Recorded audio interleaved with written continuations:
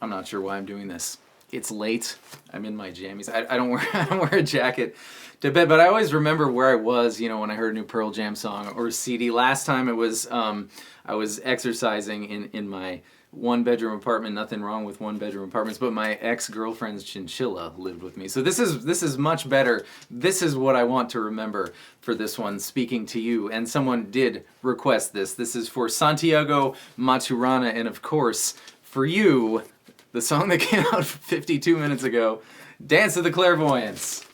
So yeah, let's go through it and, together for the first time and hear what we hear. It starts with the bass. Of course, we're not holding a bass, but you can play along. It's an F sharp note. Of course, we can't play it as low as I heard the Sirius, intro when it premiered, and it seems that it might be Stone actually playing the bass on the recording. But anyways, F sharp is on the 9th fret of the A string, so slide up to it. But every subsequent time, you're going to hear the open A string first. And that's the 2 intro ones, and then the whole loop starts. We're going to go F sharp, 9th fret, D, 5th fret. The second time starts the same, but now D, B on the 2nd fret. And that's the pattern. Which puts us in the key of F sharp minor. F sharp, D, and B. That means F sharp is minor, D is major, and B is minor. So if you want to campfire it, F sharp minor, D, and B minor. So then Mike chimes in, and he's F sharp minor 2, of course, because he's playing the same song. But he's a whole octave higher.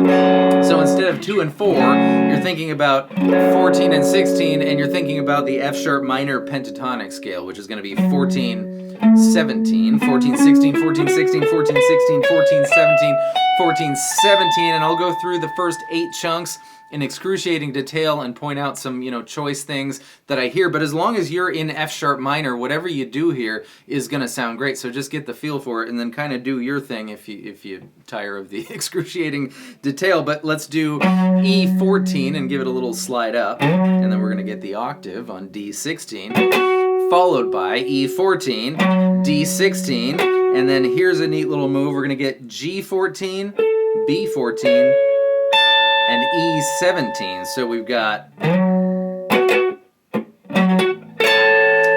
second one's going to start the same and just hit that D16 again. The third one is going to be, and then just, which is 14, 14, 14 on GBE, and the fourth one is the same as the first one. All of them, the first 4, is going to be. I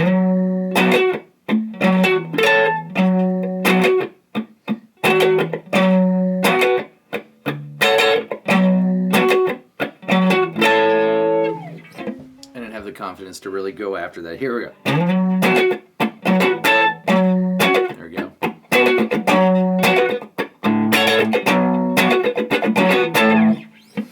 The second 4 chunks of the excruciating details section, the first one is the same. The second one's going to be, but now we're going to grab G14 and B15. The third one's going to be, starts the same, but then we're going to go to the 14s one instead of with the high 15. And the last one's going to be followed by E and B17 now. And then we're going to grab B and G14, and G is going to move down to 13. Now, I can't remember that now, so I'm going to pause and try that all for you. Take 74.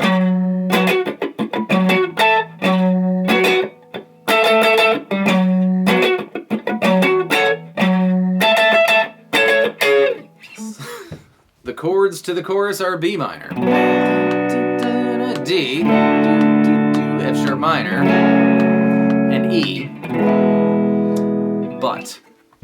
but we have that high harpsichord-y guitar going on, and he's doing the same chords, but he's an octave higher, right? And there's a couple of neat little differences I hear, and that is, if we take our B minor and just move it up 12 frets, right, to frets 14, 16, and 15, take your pinky finger off and put it on the E string 17th fret for a high A note. That's the note that makes B minor 7, B minor 7, and that's okay. You can almost always replace minor chords with their minor 7 counterparts. So the second chord we hear this guy play is a D.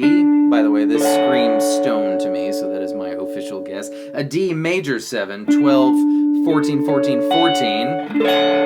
F sharp minor I'm going to call regular. It's kind of the opposite of this chord. 16, 14, 14, 14. And then on the E chord, we hear the B string go 15, 14, so I am going to call it D string 12th fret, G string 14th fret, and B string 15th fret. And that B string moves from 15 to 14. So we got B minor 7, D major 7, F sharp minor, and our E thing. By the way, that was all just educated guesses. And a note on the E thing, right? That's really a D, but the bass is playing E, and, well, the D makes it an E7, the D makes it an E7, and the A makes it an E suspended 4. So it's like nothing about an E, but maybe something about an E. It's sort of resolving itself to... It's nice. It fits over, right? And it might be that. Oh, I just listened to it again, and I feel good. I think the E thing is the not E thing resolving itself to the slightly less E thing. I'm in the second verse now, and Mike's bit, do all the same kind of stuff, but it makes heavier use of B and E14 in there. So keep doing your thing and throw that in there every once in a while. The numbers keep falling apart. We're going to call that the bridge, and I'm tired of trying to figure out what the harpsichord guitar is. It's B minor and E 4 times.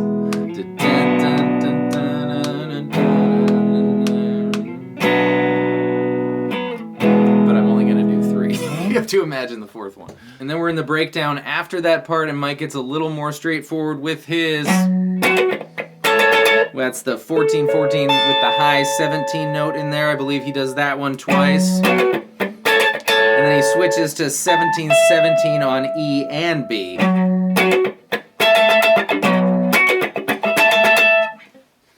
Then we hear the 14s one with the high note again. And then the 2 becomes 1 move, grab B12 and G14, and bend G14 so it sounds like B12. And the shortness of that, the staccato nature of that, makes it sound the way it sounds.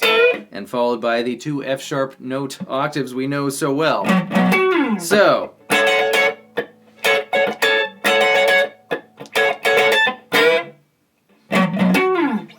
we've made it to the outro. The outro is over the same thing as the intro and the verse, the F sharp, D, D, followed by F sharp, D, B minor. And Mike gets a little more noodly, treating it more like an F sharp minor pentatonic scale here, and he's doing the baby strings on 17 and 14. And then you hear him go G16, pull off to 14, land on D16, and then he hits that low, low for where we are, F sharp note, and again,